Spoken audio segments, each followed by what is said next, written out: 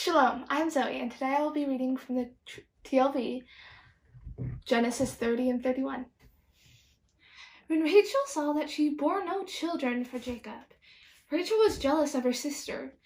So she said to Jacob, "Give me sons. If there are none, I'll die." But Jacob became furious with Rachel and said, "Am I, instead of God, the one who withheld from you the fruit of the womb?" So she said, "Here's my maidservant, Bilhah. Go to her and let her give birth on my knees, so that from her I may also build a family." Then she gave her maidservant Bilhah to him for a wife, and Jacob went to her. Bilhah became pregnant and gave birth to a son for Jacob. So Rachel said, "God has judged my cause, and also heard my voice, and given me a son." Therefore she named him Dan. Then Rachel's female servant became pregnant again, and gave birth to a second son for Jacob. So Rachel said, "I've surely wrestled greatly with my sister. Also I've won." So she named him Naphtali. Now Leah saw that she stopped having children, so she took Zilpah, her female servant, and gave her to Jacob as a wife. Then Zilpah, Leah's female servant, gave birth to a son for Jacob. Leah said, "How fortunate!" So she named him Gad. Then Zilpah, Leah's female servant, gave birth to a second son for Jacob. Leah said, "How happy am I, for daughters have called me happy." So she named him Asher. Now during the days of the wheat harvest, Reuben went and found mandrakes in the field, and he brought them to his mother, Leah. Then Rachel said to Leah, "Please, give me some of your son's mandrakes." But she said to her, "Wasn't it enough that you took my husband away? You'd also take my son's mandrakes?" So Rachel said, "That being so, let him lie with you tonight in exchange for your son's mandrakes." So when Jacob came from the field in the evening, Leah sent out to meet him, and she said, "You must come to me, for I've actually hired you with my son's mandrakes." So he lay with her that very night. Moreover, God heard Leah, and she became pregnant and gave birth to a fifth son for Jacob. Leah said, "God gave me my reward because I gave my female servant to my husband." So then she named him Issachar. Then Leah became pregnant again and gave birth to a sixth son for Jacob. Leah said, "God has presented me a good gift. This time my husband will honor me, for I've borne 6 sons for him." So she named him Zebulun. Afterwards gave birth to a daughter and named her Dinah. Then God remembered Rachel, and God listened to her and opened her womb. Then she became pregnant and gave birth to a son. So she said, "God has taken away my disgrace." She named him Joseph, saying, "May Adonai add another son for me." Now it was after Rachel gave birth to Joseph that Jacob said to Laban, "Send me away so that I can go to my place and to my land. Give me my wives and my children for whom I've served you, and let me go. For you yourself know my labor, that I have served you." But Laban said to him, "If I've found favor in your eyes, I've looked for good omens, and Adonai has blessed me because of you. Moreover," he said, "name your own price and I'll pay it." Then he said to him, "You yourself know how I've served in you, and how your livestock fared with me, for you had very little before I came, and it has been busting at the seams in abundance. So Adonai blessed you with my every step. So now when I am myself going to make something for my household also." Then he said, "What can I pay you?" Jacob said, "You don't need to pay me anything. If you will do this one thing for me, I will shepherd your flock again and watch it. Let me pass through your flock today, removing every colorful spotted lamb from there and every dark-colored lamb among the sheep, as well as the colorfully spotted among the goats. And that will be my salary. So tomorrow My honesty will testify on my behalf. When you come to check on my salary, you agreed to. Everyone that isn't colorfully spotted among the goats or dark-colored among the sheep with me, it is stolen. So Laban said, "All right, may it be according to your word." On that day, he removed the colorfully striped and colorful billy goats, as well as the colorfully spotted goats, every one with white on it, and every dark-colored one among the lambs, and he put them in the hand of his sons. Then he put a 3 days' journey between them and Jacob, while Jacob was shepherding Laban's remaining flocks. But Jacob took fresh, white poplar, almond, and plane tree branches, peeled away the white striped sections on them, exposing the white of the branches. Then he set the branches he had peeled in front of the flocks in the drinking troughs in the watering channels, where the flocks came to drink, since they were in heat when they came to drink. The flocks mated near the branches, and the flocks gave birth to striped, spotted, and colorful ones.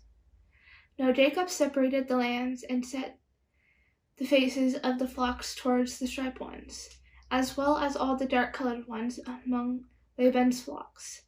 Then he set aside the herds for himself, and did not put them with Laban's flocks. Whenever the strong flocks mated, Jacob put the branches in the watering troughs before the eyes of the flocks, to have them mate near the branches. But when the flocks were sickly, he did not put the branches down. So the sickly ones became Laban's, and the stronger ones became Jacob's. And the man grew exceedingly prosperous, and had numerous flocks, along with female and male servants, camels and donkeys. Now Jacob heard the words Laban's sons were saying, "Jacob had taken everything that belongs to our father, and from what belongs to our father he has made all these riches." Then Jacob saw Laban's face, and he noticed that his expression wasn't the same as it was just a day or two before. Then Adonai said to Jacob, "Return to the land of your fathers and to your relatives, and I will be with you." So Jacob sent and called for Rachel and Leah to come to the field to his flock. He said to them, "I can see by your father's face that his expression isn't the same as it was just a day or two ago. But the God of my fathers has been with me.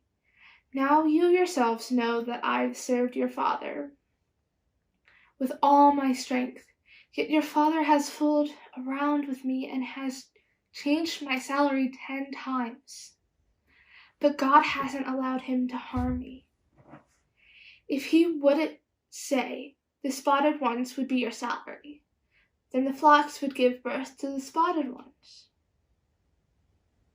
Or if he would say, 'The striped ones will be your salary,' then all the flocks would give birth to the striped ones. So God has taken away your father's livestock and has given them to me. Now it happened when the flocks were in heat that I lifted up my eyes and saw in a dream, behold, the males going up to the flocks were striped, spotted, and speckled. Then the angel of God said to me in the dream, 'Jacob.' And I said, 'Hanini.' He said, 'Lift up your eyes and see that all males going up to the flocks are striped and spotted and speckled. For I have seen everything Laban has done to you. I am the God of Bethel, where you anointed a memorial stone, where you made a vow to me. Get up now and leave this land and return to the land of your relatives.' Then Rachel answered along with Leah, and they said to him, 'Is there still a portion and an inheritance for us in our father's house? Aren't we considered foreigners to him? For he has sold us and has also completely used up our bridal price. For all the riches that God has taken away from our father is for us and our children. So now everything God said to you, do it.' Then Jacob got up and put his children and wives on camels, He drove away with all his livestock and with all his possessions that he had acquired. The livestock in his possession that he acquired in Padan Aram, to go to his father Isaac in the land of Canaan. But while Laban went to shear his flocks, Rachel stole the idols that belonged to her father, while Jacob stole the heart from Laban, the Aramean, by not telling him that he was fleeing. He himself fled with everything that belonged to him, and he got up and crossed the river and set his face towards the hill country of Gilead. When Laban was told on the third day after Jacob had fled, he took his relatives with him and pursued him on a 7-day journey. Then he overtook him in the hill country of Gilead. Then God came to Laban the Aramean in a dream at night, and said to him, "Watch yourself, lest you say anything to Jacob, good or bad." So Laban caught up to Jacob. Jacob had pitched his tent in the hill country, so Laban and his brothers pitched their tents in the hill country of Gilead as well. Then Laban said to Jacob, "What have you done, that you've stolen my heart and have driven my daughters away like captives of the sword? Why did you secretly flee away and steal from me? Why didn't you tell me so I could send you away with joy and with songs, with tambourines and with lyres? And you didn't even let me kiss my sons and daughters. Now you've behaved foolishly. It is in the power of my hand to do evil with you. But yesterday the God of your fathers spoke to me, saying, 'Watch yourself, lest you say anything to Jacob, good or bad.' So now when you up and left, because you really missed your father's house, why did you steal my gods?" In response, Jacob said to Laban, "Because I was afraid, for I thought, suppose you snatch your daughters away from me. Anyone with whom you find your gods shall not live. In front of our relatives, identify whether it is yours that it is with me, and take it back." But Jacob did not know that Rachel had stolen them. So Laban went into Jacob's tent and Leah's tent and into the tent of those two maids, but he found nothing. Then he went out of Leah's tent and entered Rachel's tent. Now Rachel had taken the idols and put them in the camel's saddlebag and sat on them. So Laban felt around the entire tent but did not find them. She said to her father, "Let not my lord be angry that I cannot rise before you, for I am having the way of woman." So he searched but did not find the idols. Then Jacob got angry and argued with Laban. Jacob answered and said to Laban, "What's my crime?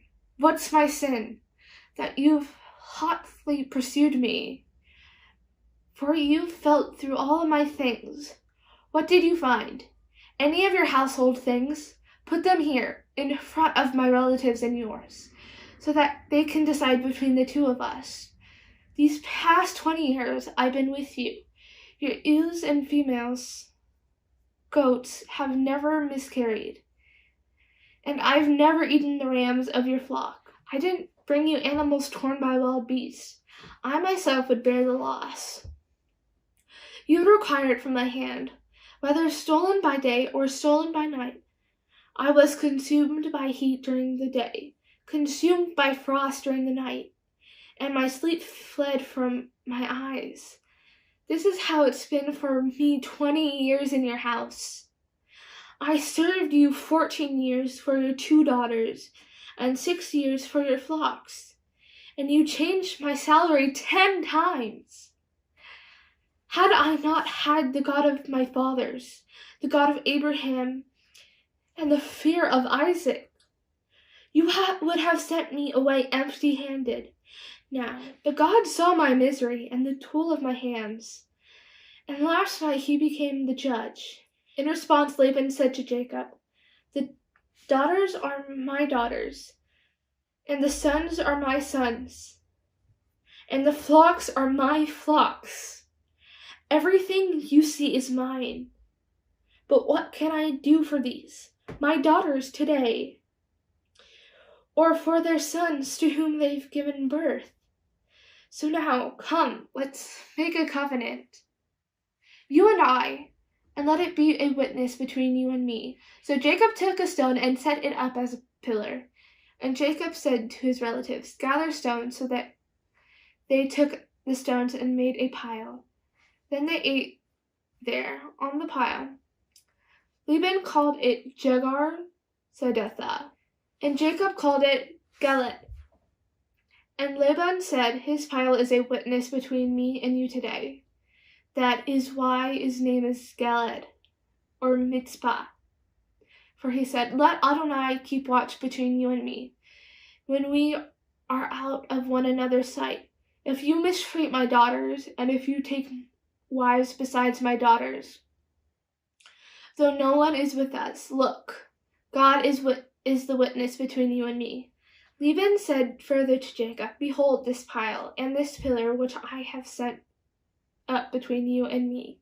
This pile serves as a witness that I won't pass by this pillar to go to you, and that you won't pass by this pile and this pillar to go to me with evil intent.